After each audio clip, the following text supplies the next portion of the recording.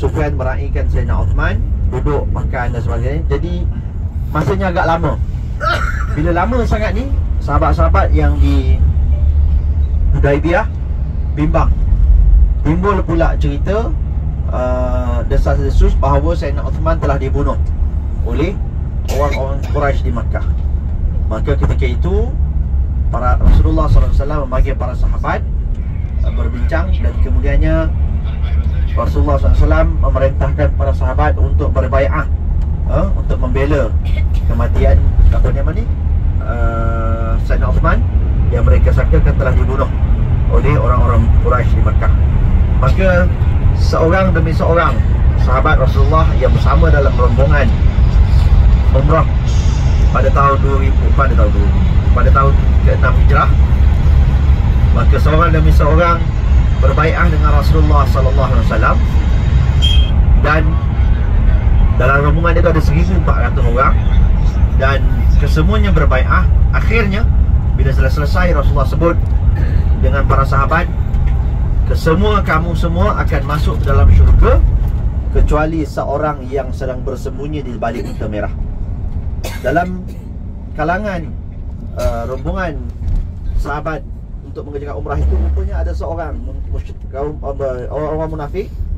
Ada seorang munafik yang bila mana Rasulullah SAW mengajak mereka berbai'ah, dia tak nak bai'ah, maka dia sembunyi di balik seekor unta.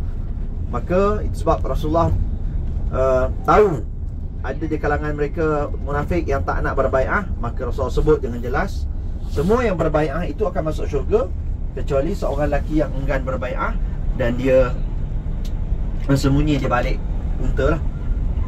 Bila mana cerita tentang bai'ah Rasulullah dan para sahabat ini diketahui oleh orang Quraisy Makkah, mereka pun bergegas, sebab mereka pun tak nak berlaku pertumpahan darah di Makkah.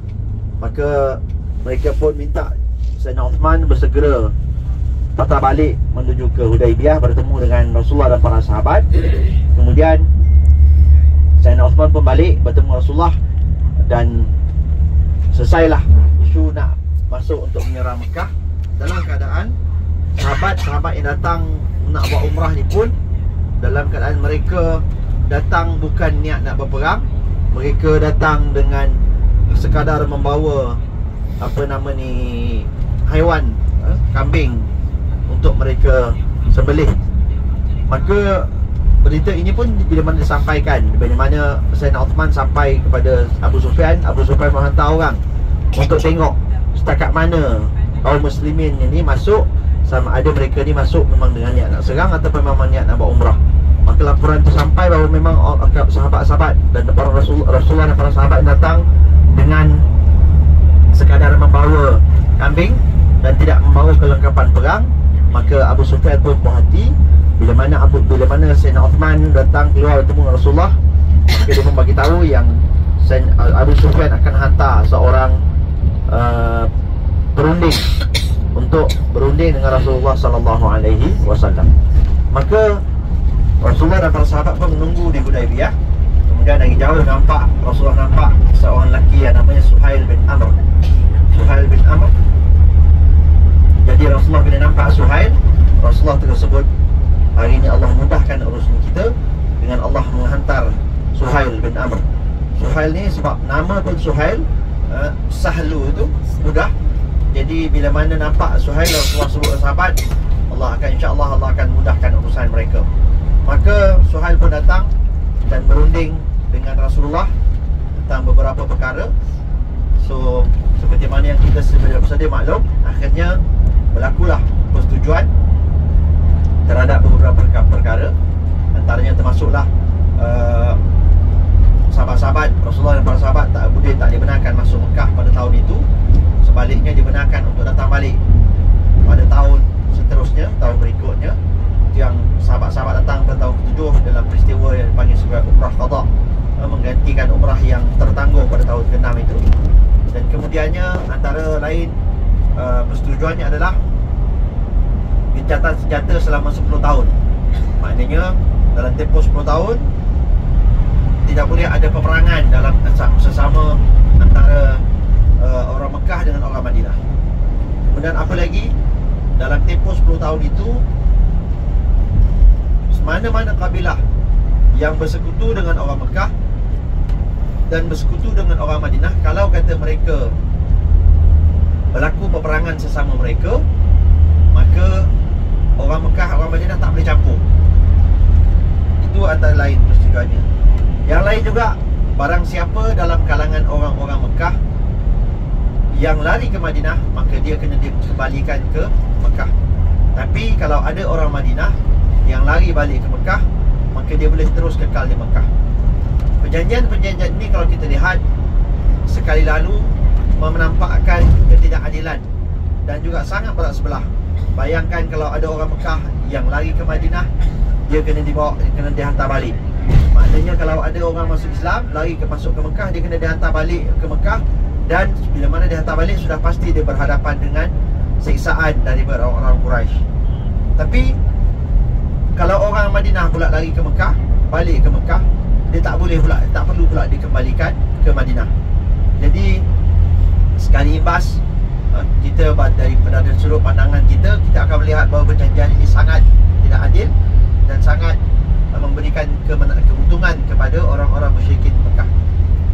Tapi Rasulullah mempunyai pandangan, dan juga macam yang kita selalu sebut, in huwa illa wahyu yuha. Juga yang diberikan Rasulullah itu adalah merupakan benda yang diwahyukan kepada baginda Rasulullah SAW. Maka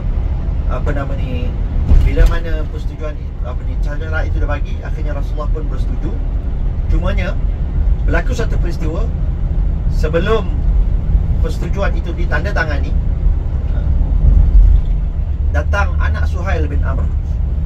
Anak Suhail bin Amr datang ke Hudaibiyah nak ikut Rasulullah balik ke Madinah. Maka dikala itu Rasulullah,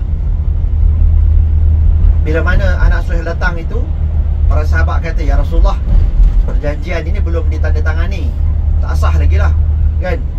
Tapi Suhail kata, ya Muhammad, ini perjanjian kita. Kalau ada orang Mekah yang nak ikut kamu, dia kena dikembalikan ke Mekah. Maka Rasulullah kata, perjanjian tetap perjanjian, sekalipun ianya belum ditandatangani. Maka sahabat-sahabat menangis menyaksikan anak Suhail bin Amr ditarik, diheret, bawa balik ke Mekah. Dan kadang-kadang mereka tahu bahawa anak itu, bahawa lelaki ini bila balik ke Mekah, dia akan diseksa, dia akan didera oleh orang-orang musyrikin Mekah. Menangis para sahabat menyaksikan peristiwa itu waktu itu. Dan selepas itu mulalah perjanjian itu ditandatangani. Maka dia minta, Rasulullah SAW minta Sayyidina Ali karamallahu wajhah untuk menulis perjanjian tersebut. Dalam cerita yang saya yakin kita pun biasa dengar, bagaimana bila mana Sayyidina Ali nak tulis perjanjian itu, dia memulakan perjanjian dengan kalam Bismillahirrahmanirrahim. Maka Suhail kata, perkataan apa ini? Aku tak faham apa ini perkataan Bismillahirrahmanirrahim. Tulis saja Bismikallahumma. Sebab macam yang kita tahu, orang-orang musyrikin Makkah ini dia percaya pada Allah. Cumanya dia menyekutukan Allah dengan berhala-berhala yang lain. Maka Rasulullah pun perintahkan Sayyidina Ali untuk padam balik, tulis dengan kalimah yang dicadangkan oleh Suhail bin Amr.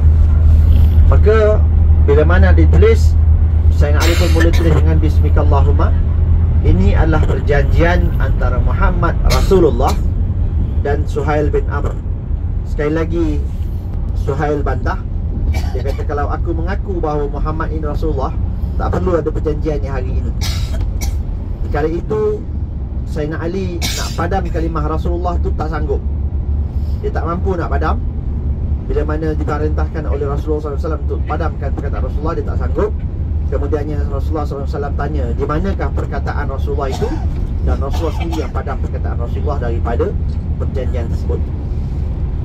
Maka ditulislah satu persatu perjanjian itu sampai selesai. Dan termeterailah perjanjian Hudaibiyah di antara umat Islam ataupun orang-orang Madinah dengan kaum musyrikin yang merupakan orang-orang di Makkah. Maka berkuat kuasalah perjanjian itu selama 10 tahun sepatutnya. Maka di kala itu berlakulah peristiwa bila mana Rasulullah SAW bersetuju dengan perjanjian tersebut. Maka sesuai dengan persetujuan itu, maka mereka semua perlu balik ke Madinah tanpa boleh mengerjakan umrah pada tahun tersebut. Maka perkara ini menimbulkan kegelisahan dan ramai sahabat tak setuju, termasuklah Sayyidina Umar. Tak setuju dengan syarat ini. Sehingga kan bila mana Rasulullah SAW perintahkan mereka untuk sembelih sembelih kambing untuk menebus sebagai dam, untuk menebus umrah mereka yang tak dapat mereka kerjakan, maka sebagian sahabat enggan melaksanakan perintah Rasulullah SAW. Kemudiannya Rasulullah SAW masuk ke dalam khemah dalam keadaan sedih sebab sahabat-sahabat tak nak dengar arahannya. Dalam khemah dia bertemu dengan Ummu Salamah, isteri baginda Rasulullah SAW, dan menceritakan apa yang berlaku. Dan kala itu Ummu Salamah mencadangkan kepada Rasulullah SAW supaya agar Rasulullah keluar dulu, sembelih dulu kambing. Ummu Salamah kata dia yakin bahawa para sahabat akan ikut sembelih kambing selepas itu. Maka Rasulullah pun keluar, dan Rasulullah pun mula menyembelih kambing. Dan dikala bila mana para sahabat melihat Rasulullah menyembelih kambing, baru mereka tersedar bahawa mereka telah mengingkari perintah Rasulullah SAW. Maka menangislah mereka, dan para sahabat mula seorang demi seorang menyembelih kambing yang mereka bawa sebagai tebusan, sebagai dam, kerana mereka tidak dapat mengerjakan umrah pada tahun tersebut. Selepas daripada itu, mereka pun bertolak balik ke Madinah. Dan tempoh